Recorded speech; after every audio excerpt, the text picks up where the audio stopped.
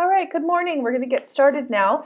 Hello, this is Stephanie Peterson. I am the head of marketing at After College, and I'd love to welcome you today to our webinar on transforming interviews into conversations.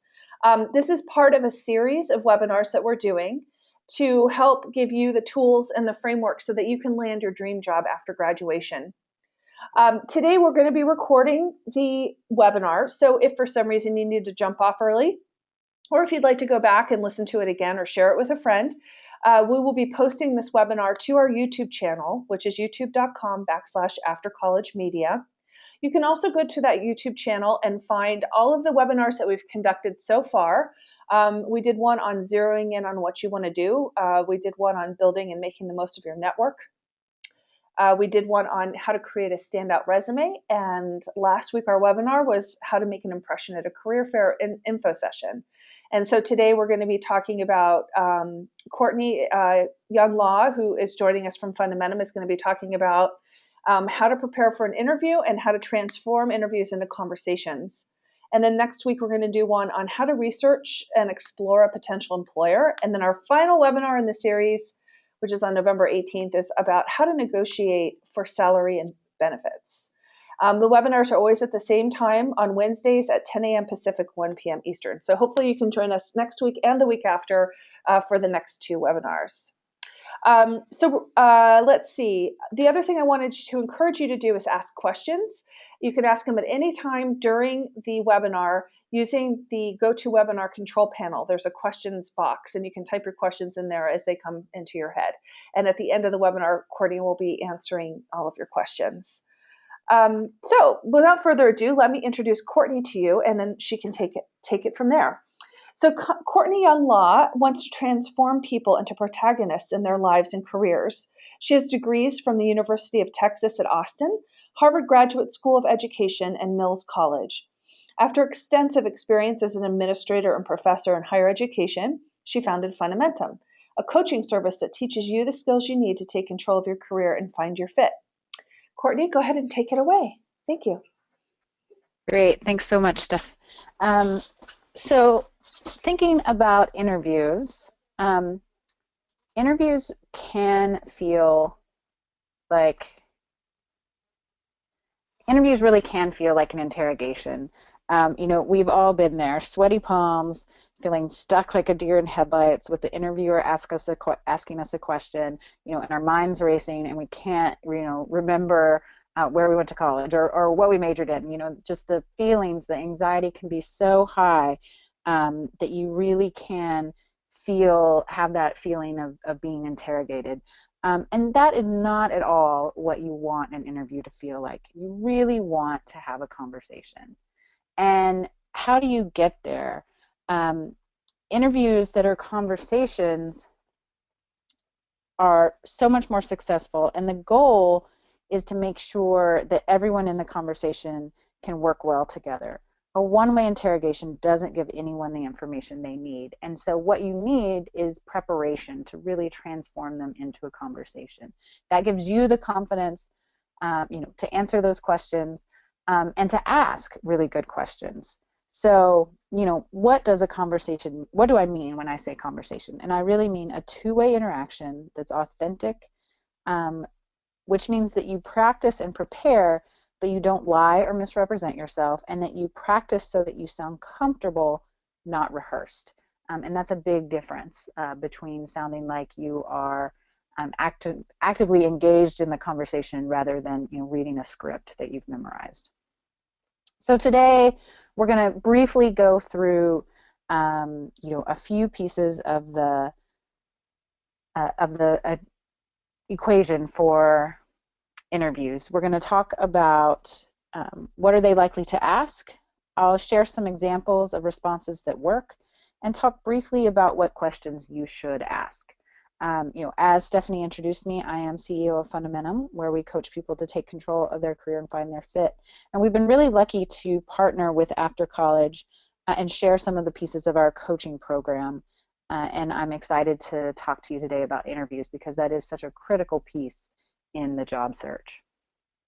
So what are the types of questions that you can expect in an interview. And they really come into just a few categories. So there are behavioral questions. And these are where they're really asking you about your um, they're really asking you about things that you have done in the past so that they can extrapolate and make decisions about how you might handle similar situations and behave in the future. So you should really tell stories to answer behavioral questions. And you can know it's a behavioral question often by the way it starts. So tell me about a time, give me an example of a time.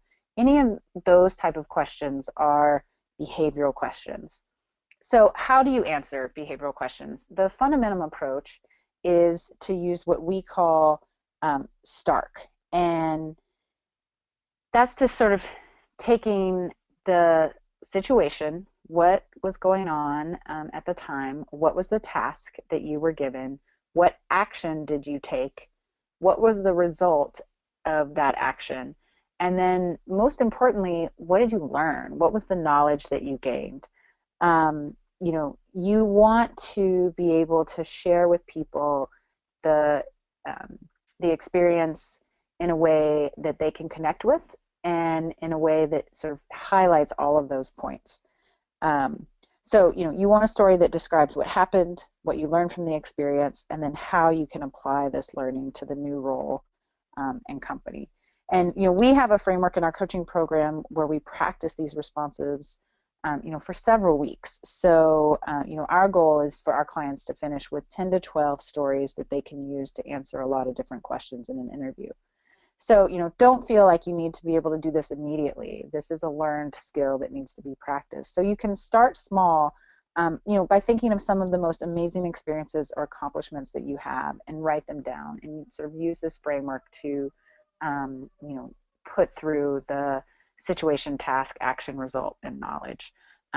Most of your interviews, the bulk of the questions will be behavioral questions. So the time that you invest in preparing for them, I think will be well served in making, in creating that conversation rather than, feeling like you're not prepared.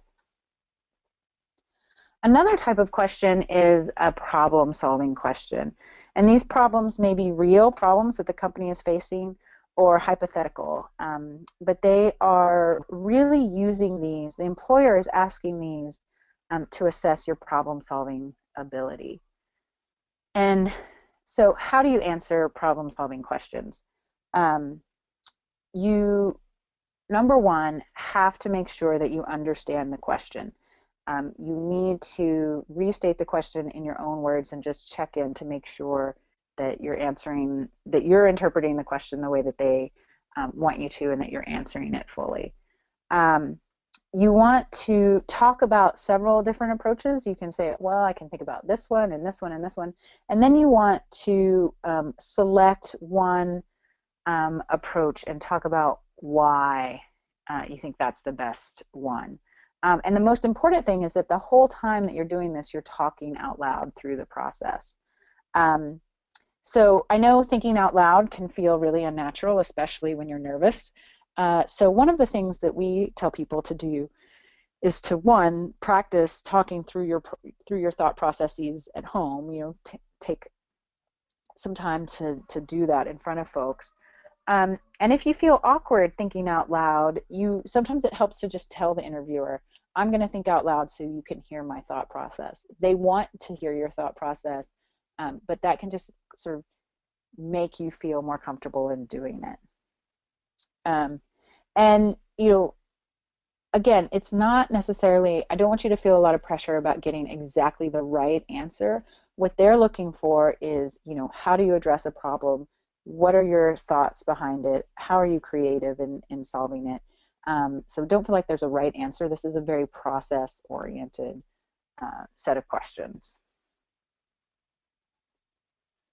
And then another type of question that you are likely to get is a skill-based question. And, any hard skill that you've sort of described or listed on your resume, it's totally fair game for them to, for an interviewer to ask you to demonstrate this skill in the interview.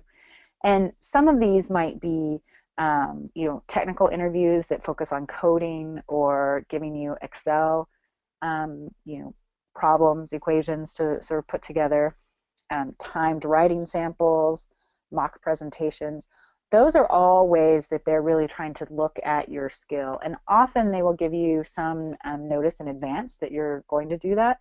But if they don't and you show up, you need to be really prepared to, roll with it and jump in and demonstrate your skills.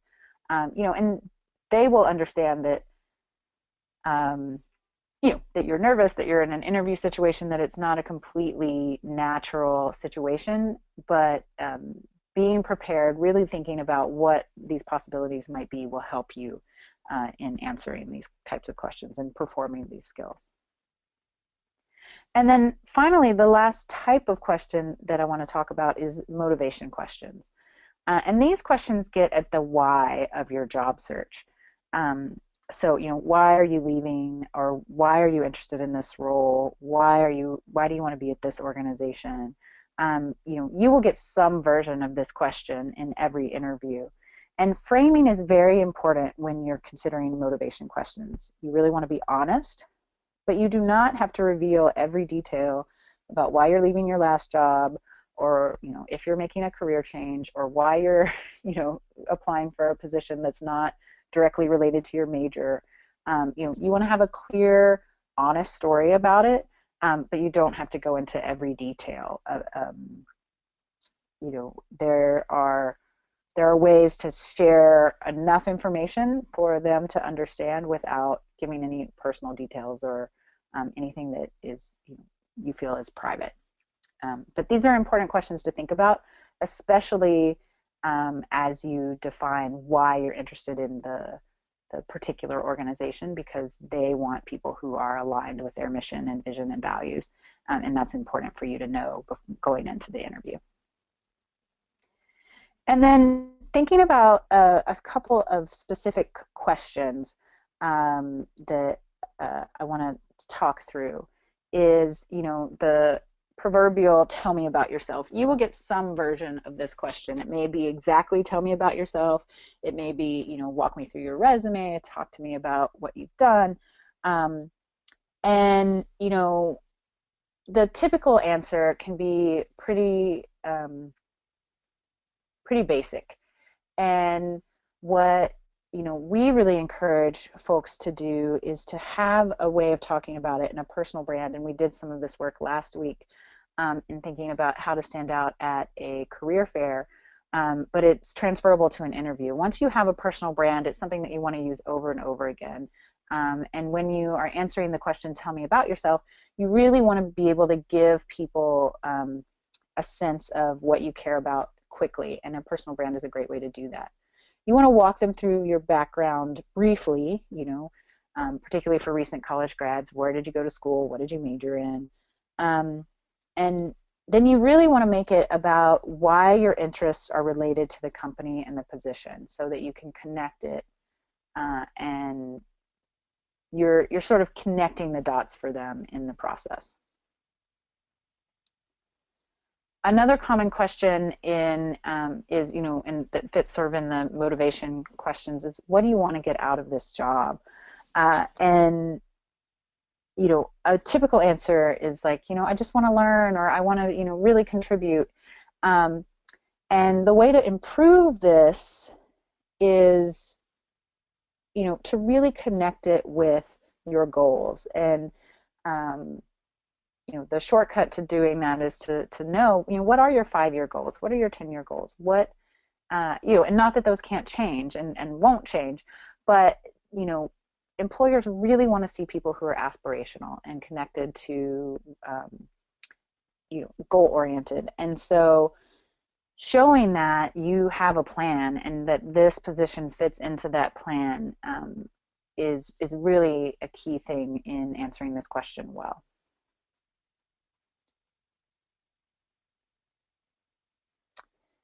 And then similarly, another question that folks will often ask is, why are you a good fit?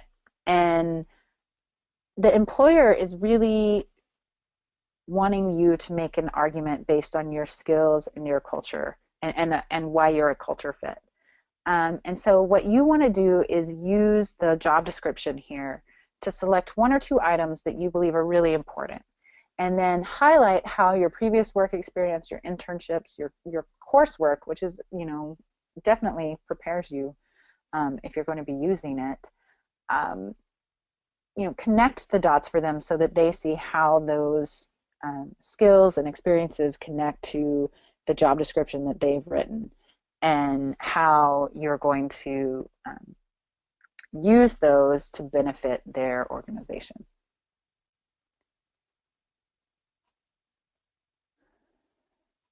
And then finally, getting into some of the behavioral questions are, tell me about a time you had to tell someone they were wrong. Um, again, a typical answer is, people go too high level, they make it very simplistic, and they sort of gloss over a lot of the pieces that are really important in the story. Interviewers really want to understand what happened in that situation.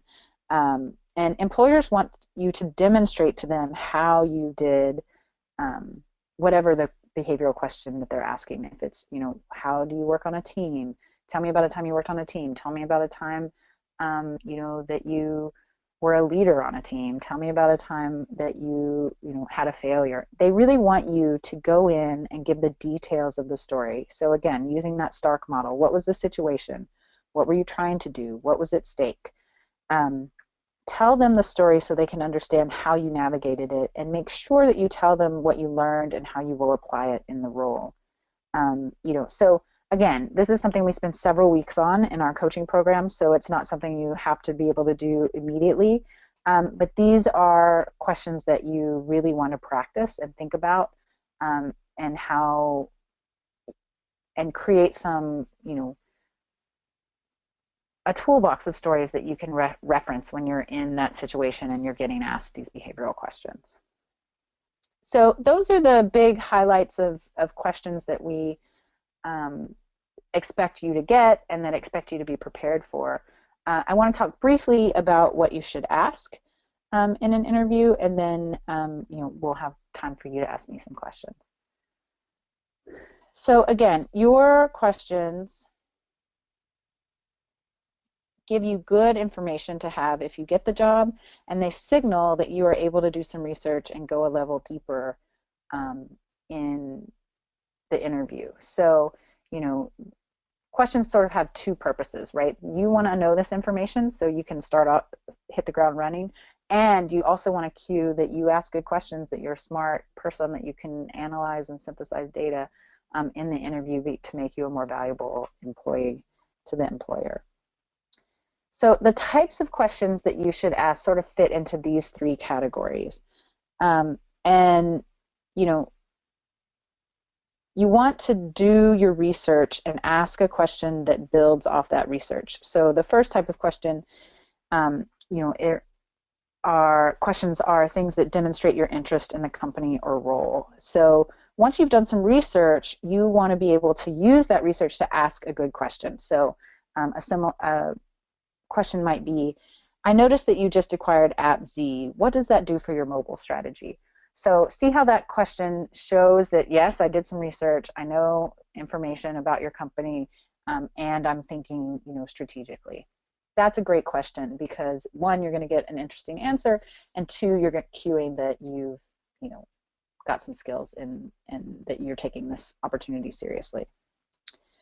Secondly, you want to ask questions about the company to make sure that it's a good fit for you and that they're going to develop you as a professional. And so, you can ask questions about how they invest in professional development. And, a question that you might want to ask is, how do you encourage employees to continue to learn and grow?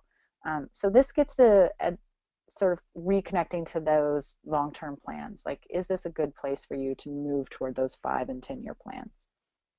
And then finally, you want to ask some, tactical questions that give you information about the process and help clarify any misconceptions. So you might ask about the timeline for hiring, what are the next steps, and if they have any concerns about your experience or anything that you've said in the interview that you think that they might want you to clarify.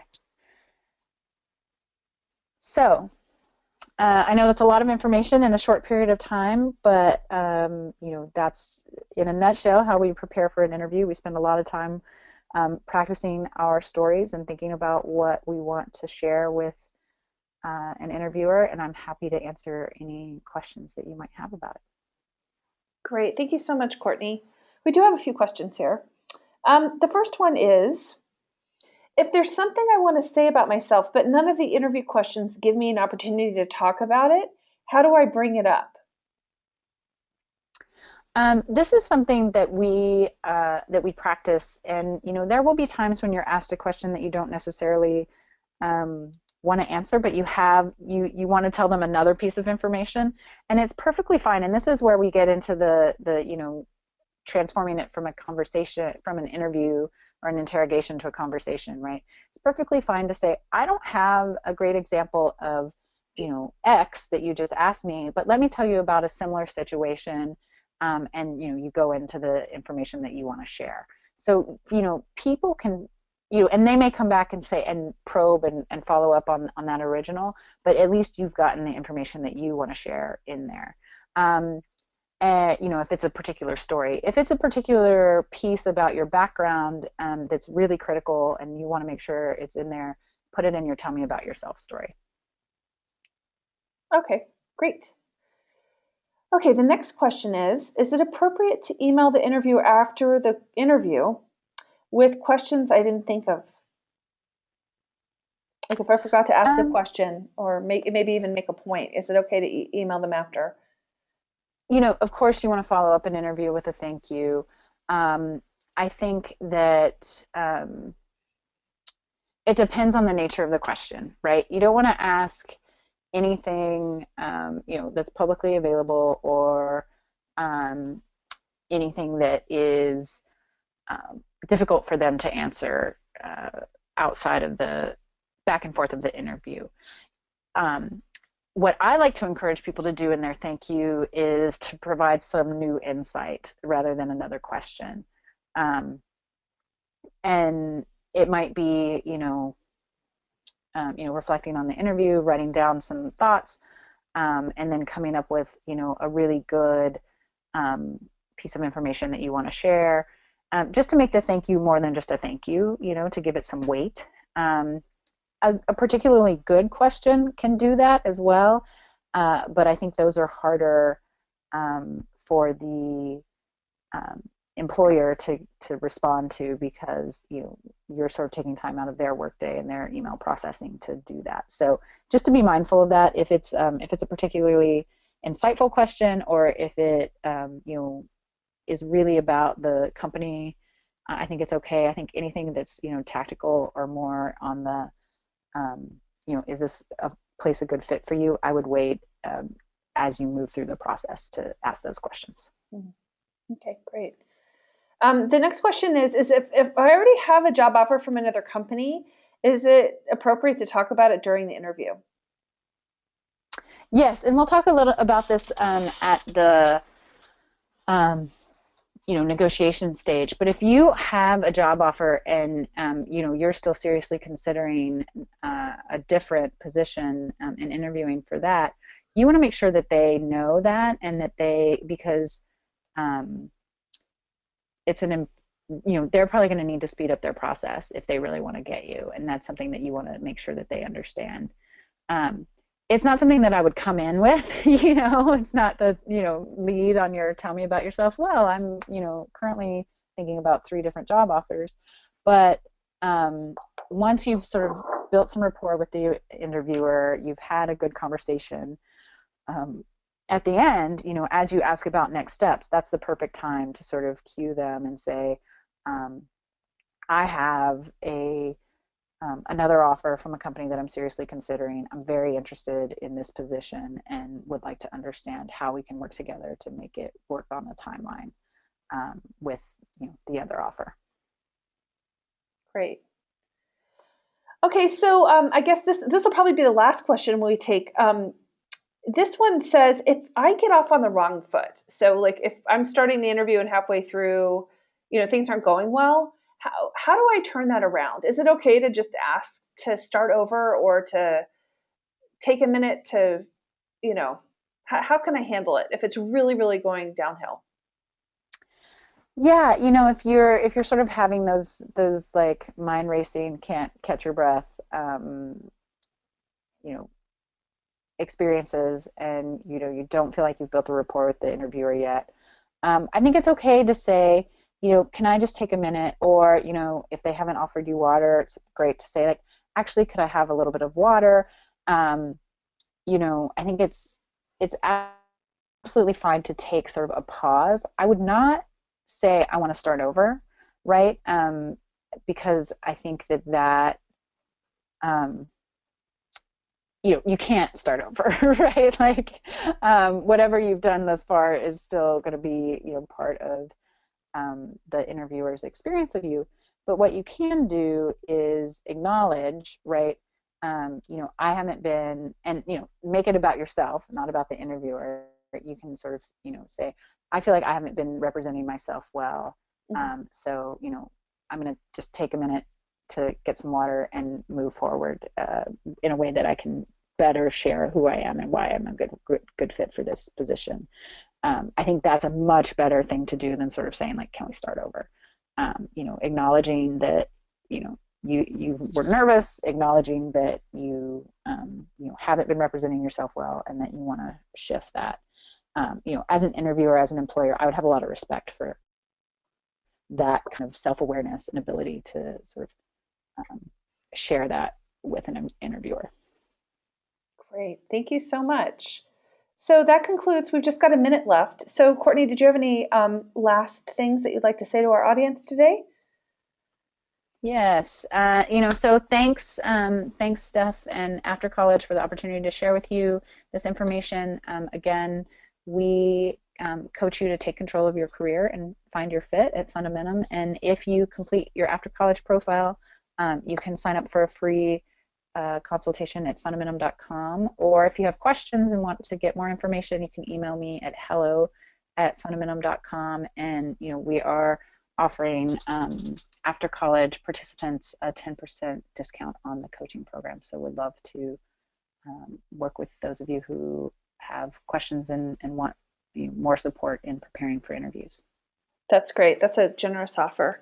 And then, so I would also like to encourage you to go to aftercollege.com if you haven't already, and to set up a profile, because we have a lot of great employers that are looking to hire students and recent graduates just like you.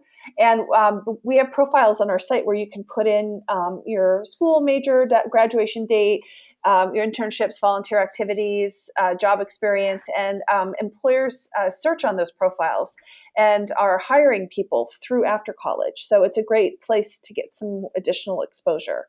And that's after college, www.aftercollege.com. And I hope you can join us next week at the same time for our second to last webinar. Have a great day, everybody, and we'll hopefully see you next week.